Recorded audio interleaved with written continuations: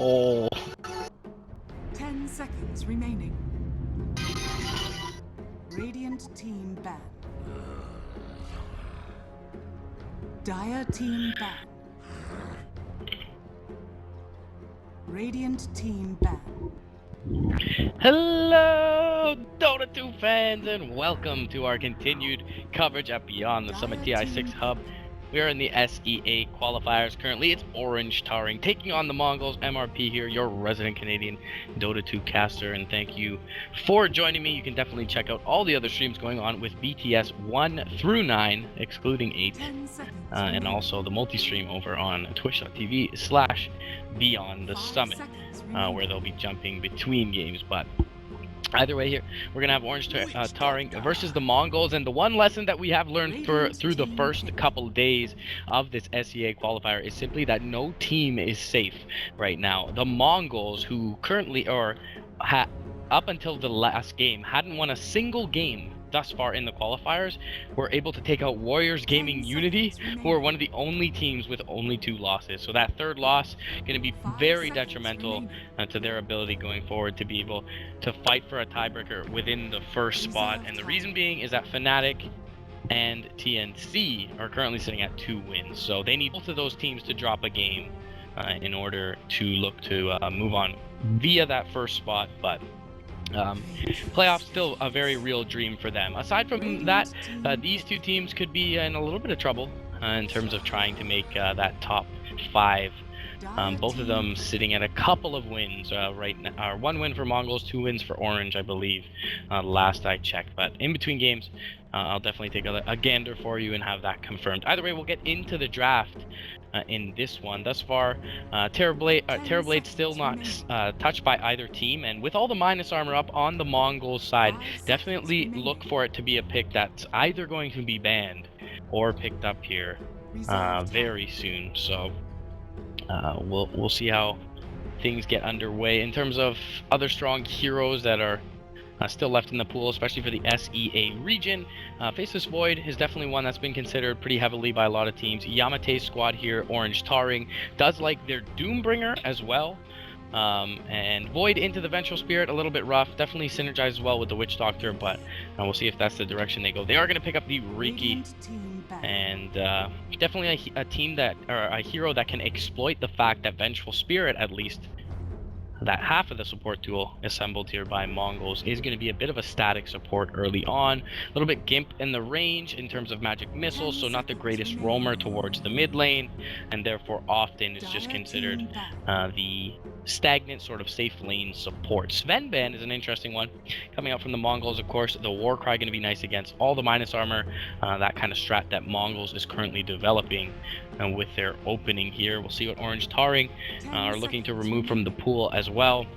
Definitely Terrorblade should be a consideration for both of these teams, especially for Orange.Taring to ban out with a Slardart and a Vengeful Spirit. Terrorblade can do immense amounts of damage physically, and they also are going to be able to Rosh fairly reliably. Terrorblade is going to be removed from the pool by Orange.Taring, and Axe actually going to be the one removed by the Mongolz. It's an interesting ban. I mean, he's a blade mail carrier. Against the minus armor, blade mail can do some certain work. Vanguard there as well for the damage block, but overall just kind of an interesting pick. Riki on top of the Berserker's Call. There's a bit of anti-synergy there in terms of the smokescreen causing you to miss, Axe wanting you to hit him, so odd one for me to see. Yamate, in terms of his hero pool, still a Void, still a Doom, still a Clockwork. Clock going to be pretty nice against the opening from Mongolz, although it is a bit of an edge pick. It does combo up nicely with, in fact, both the Riki and the Witch Doctor, so somewhat of a consideration here. Mongolz have a lot of possibility going forward. Do want a bit of a resilient mid laner, something like a TA potentially. Wind Ranger also, although less popular, nice with the amp damage on her side. So there's a definite possibility for them as well. Broodmother actually can be the ban from the Mongols, which is an interesting one. They are a bit single target focused, and Witch Doctor going to be solo in the lane because Ricky has the inclination to be roaming around the map, and therefore it's a very susceptible lane to a Broodmother. Dazzle going to be the pick from the Mongols. A very standard kind of trio of heroes we see here. This triumvirate,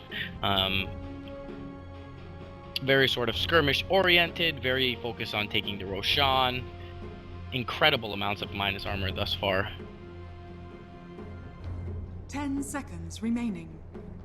Any carry hero's dream, really. Vengeful Spirit and Dazzle behind him.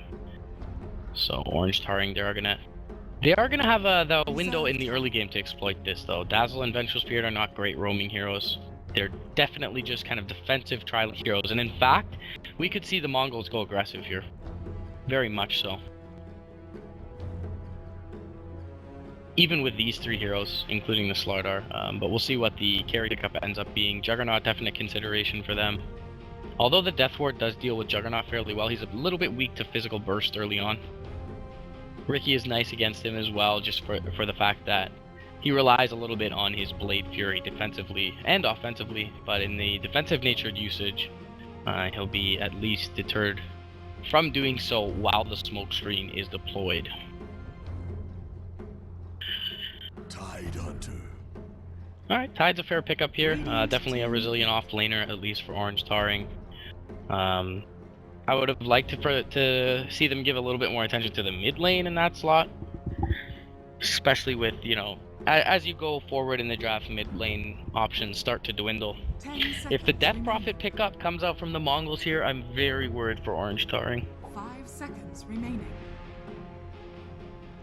Synergizes so well with the opening, Reserve time. and is a mid laner that's just hard to gank in general, even with a smoke screen. If you can get out of the range of it and just Spirit Siphon away, you should be more than fine. So I'm definitely looking at Death Prophet as a very possible pick for the Mongols.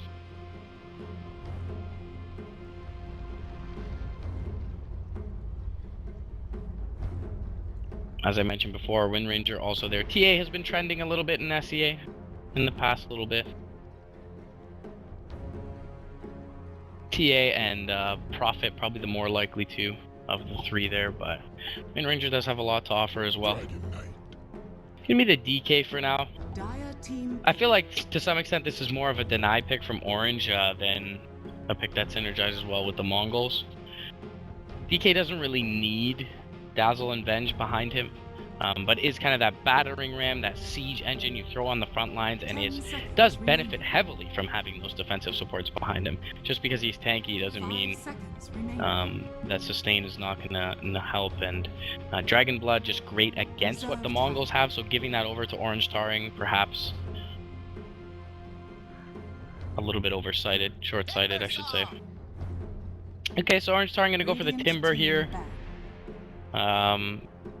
Decent matchup overall. A great matchup versus the Dragon Knight, of course. Another next level play that can be made here, and likely will not, but is Ricky can carry an Iron Branch. You can go for the chain in the mid lane. Like Ricky can wrap around the Dragon Knight, drop the Happy Tree down, and have the Timber Saw actually chain in. But yeah, DK is a resilient mid laner against the Ricky, and that's a big reason why they pick it up. It's also just great against all this minus armor, so Mongols have to deny it from Orange as well. It's gonna be Rodgi in the mid lane, taken with that Timber Saw. They will pick up the Slark here when all is said and done.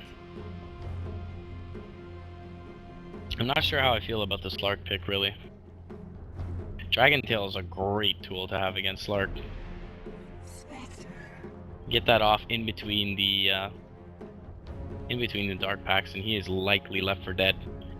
Sanka gonna pick up his Spectre here for Mongols, and also another hero very good against Slark. A hero that likely they will not aggressive tri-lane with, but definitely one that Dazzle and Vengeful Spirit will secure her farm, and we already talked about the self-sufficiency of the Dragon Knight in the mid lane. So really the only susceptible lane here early on, it feels, for Ling is going to be that off lane with Masquerade's Slardar. definitely would favor Mongol's draft here. On paper, you would say that Orange.Taring is the better team for the most part, so if they can snowball, they certainly have a great lineup to press that advantage. But it does feel like, for the most part, that the Ricky is going to be largely useless in the early game. And you know, there are scenarios where I can assert that that's the case, and Ricky may just have a great time punishing overextensions, but not sure what that really means. Battle of the Bastards. Like, what the fuck? Player with the least deaths.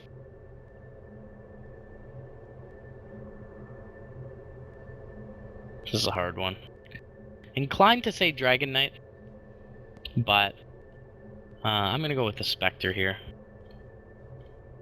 Player with the most D wards. Likely, guys, if you're gonna get this prediction, most often it's gonna be the Ricky, but we'll see how they load out item-wise. Dazzle has 2 D wards. The Ricky has 2 as well. So I'm gonna go with the Ricky. Number of ancient camps stacked. Neither of these teams take them very well. Let's go to 0 with 5. Dragon Knight really the only one who's going to be farming ancients. Team with the first tower kill. Certainly the one with the Dragon Knight makes more sense. So we'll go with the Mongolz here. Free hats every day on this stream, guys. That's a 4 out of 4 right there. I don't know. We'll see what happens with the Spectre. Ling gets down a deep ward. This is going to be definitely dewarded as the camp's going to be blocked, but Radiant going to grab one here as well. And he is going to try and grab some information. 30 seconds to battle.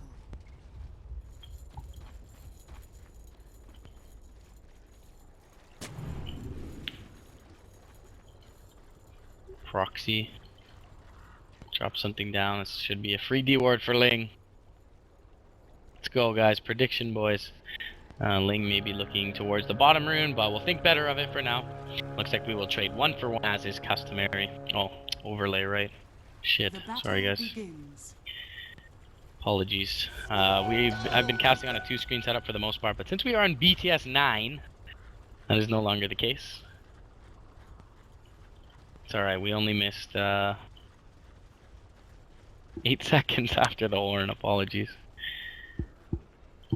Let's see how far I got flamed on Twitter. Not yet. Good stuff, boys. Alright, mid lane, Rodgi versus Retribution, and the Timber gonna have a good matchup on paper, but I don't really see all that much kill potential here. Ling gonna join up with Yamate bottom lane for the early bit of this game. Dazzle looking for a courier snipe perhaps in the mid lane, so I will keep an eye on that. That is pretty debilitating as a Dragon Knight if you do not get your bottle in this matchup. Sanke is going to be dropped here though for first blood. Gush skilled up. And there goes that prediction. RIP. Either way, Dazzle going to rotate around here. Proxy going to show his face. And they do get the D ward, so that prediction is looking good. Rodgi in a bit of trouble here mid lane. Oh, what was I talking about? It was a Radiant hero looking for the Timbers bottle, not the opposite. You want to be much in the same respect. I mean, if you're able to deny the bottle from the DK, that would be an absolutely almost insurmountable deficit, at least in the early couple of minutes. It's nice to kind of even up the odds in the mid lane if you're able to take away the Timbers bottle. Dazzle, surprisingly hard right click early on, guys. Be weary of that in your pubs. Reactive armor will keep Rodgi relatively safe, but he still takes a pretty immense amount of harass in this mid lane. Again, Yamate gonna drop out with the Gush. First point in Gush doing work here bottom lane. And Ling already up with Yamate. What the decision not to have the Dazzle in this bottom lane has seemingly hurt Taring's side immensely. I'm not sure what he's doing in the mid. I mean, yes, Dragon Knight's not going to have a great matchup against Timber, but he can still CS under this, especially if he gets his bottle out relatively early. And right now, they have just been exploited. Sentry will drop. Bottom lane for the Ricky. Dazzle, Proxy playing this kind of pseudo roaming role here. They are going to be able to put a lot of damage into Ice and likely kill him off here with one more right click. Masquerade will find the kill, but I mean, this is not ideal. Your Spectre is only 8 CS here 3 minutes in and has died once. Ling has a double damage rune. It's about to expire here bottom, but I mean, look at the positioning of Sankey right now. He's not even under the wave. If the Dazzle is here, there's little to no kill potential for this duo of heroes. Definitely seems like a bit short-sighted from the Radiant. Spectre is definitely a hero who can recover, but this is a suboptimal start to say the least.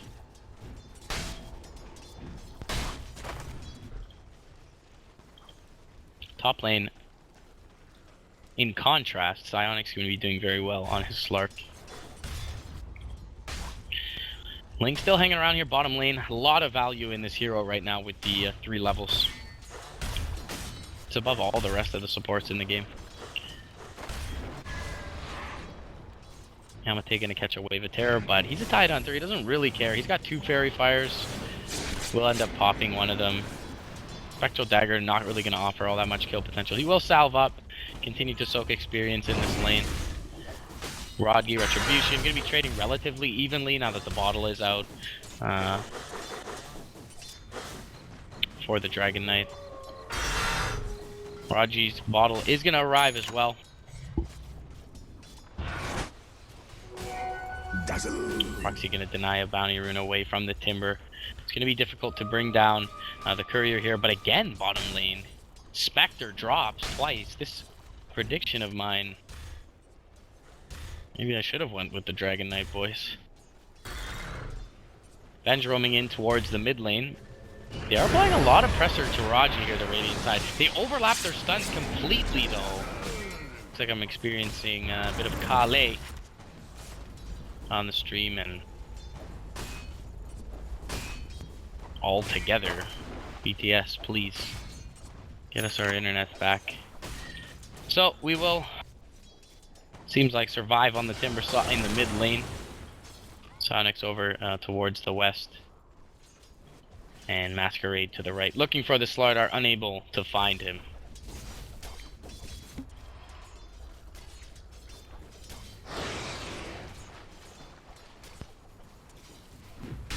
Masquerade now looking perhaps to go back in under the cover of, or under the effects of sprint though.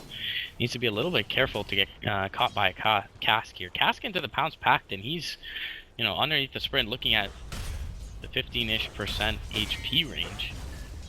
So, certainly a bit scary for him. Mid lane is more or less a wash at this point. The Dragon Knight ahead about 8 CS, but Sankey again going to be aggressed upon, and Mongolz have yet to deal with this aggression. Proxy is continuing to roam, and they are losing that battle heavily. Tower is under attack. With the magic missile already used, no mana up on this Vengeful Spirit. They can just continue to chase forward. A gush will be there again from Yamate. This value point is doing so much work. He will take a lot of damage under the tower. Fairy Fire will keep him safe. The one more right click. Dead Vengeful Spirit. 2 more kills to this tandem in bottom lane. Yamate, 800 gold on top of the Arcane Boots, 6 minutes in. Level 5 Ricky about to be on the field. This is concerning for Mongolz. They are getting dumpstered in this early game.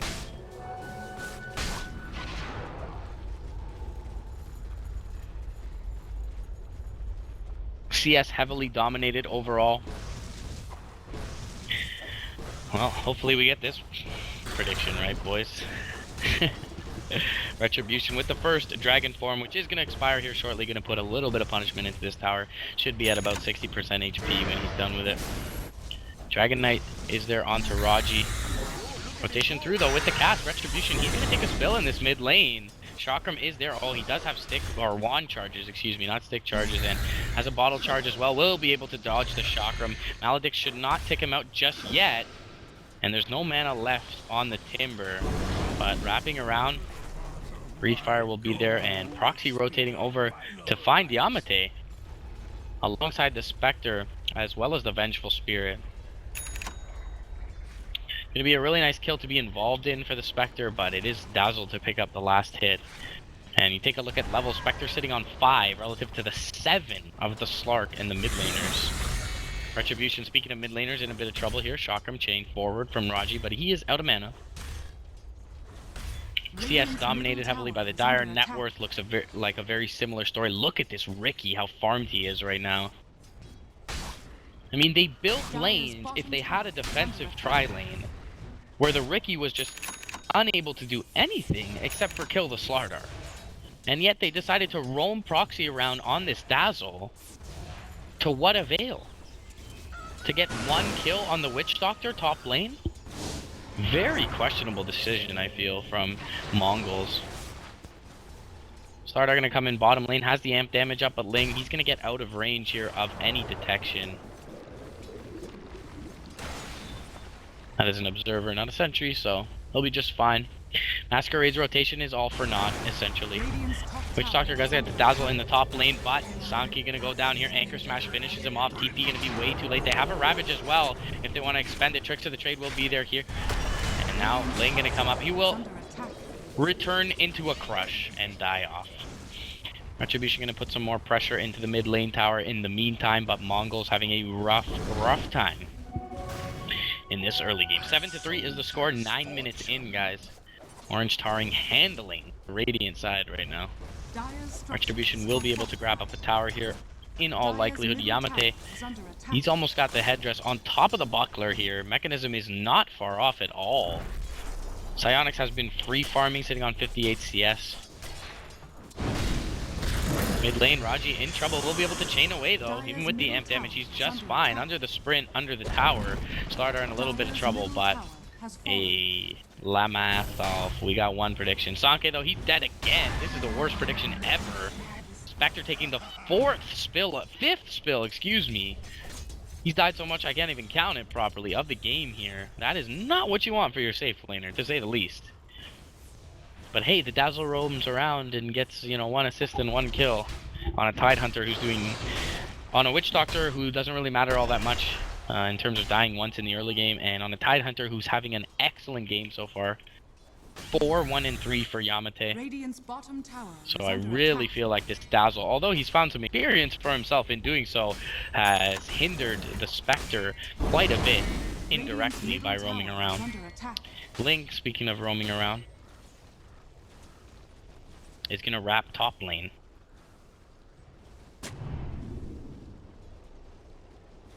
Drops down some information as well. Mongolz could, or Proxy is gonna be in trouble here. Slark can just simply dive the tower with the Shadow Dance available. Okay, Proxy gonna run into ice here. That's gonna pretty much seal his fate. Laying on top of Retribution will catch a Dragon Tail though, and will be able to make it out to safety. Now Proxy, shallow graved up, is gonna die to the Maledict immediately thereafter. Retribution in trouble. Smoke screen's gonna be there. Chakram on top of him, whirling death as well. Chain through, he's gonna turn onto Ling, but that death ward will finish him off. Tricks of the Trade will keep the Riki safe from any further aggression. Double kill going the way of the Witch Doctor. Raji feeling pretty tanky as well. Even with the amp damage up, is safe, and they'll take this tower with ease. 10-3 for Taring, and they're looking at this point to roll over the Mongols. Radiant's top tower has fallen. I mean, where is the comeback mechanic for the Radiant side? Masquerade is 1,250 gold off of a Blink Dagger. 11.5 minutes in, and he had some support. 2 kills. I mean, he has 2 kills. He has some support from the Dazzle. They will find Ling here. This will be a nice little influx of gold. He'll get the Tricks of the Trade off, though, and the Haunt is going to be expended. Can they support this? They can. They've got a Ravage available. There's 3 heroes nearby. Yamate, oh, 7 seconds until the Ravage. Sanke, though, he'll die. He's so underfarmed on this Spectre. Now Ravage available in 1 second here. Cask is going to land. They can use it to kill off the Slardar if they want. The Gush will be there. Pound forward will barely latch, and the Mechanism keeps the Slardar alive. Slark, excuse me, and kills the Slardar here. 12 minutes in, 12 kills for Orange.Taring. Is under attack. Proxy in trouble now. He's going to try to attempt the TP out, but Cask will be there. He didn't even grave before TPing. He did not grave before. Usually, A grave TP, not just TP as a dazzle, but Cask would have canceled it regardless, so Radiant's middle tower. very is under simple, attack. easy, early game. For Taring, they're gonna find Sanke again. He has no chance in hell of making it out here. One more right click from Ice will finish him off and essentially finish off his tier 1 in the bottom lane. Radiant's bottom tower has fallen. Dire's top tower is under attack. Psionic's just quietly been farming while the rest of his team does the work. 5,900 net worth on this Slark.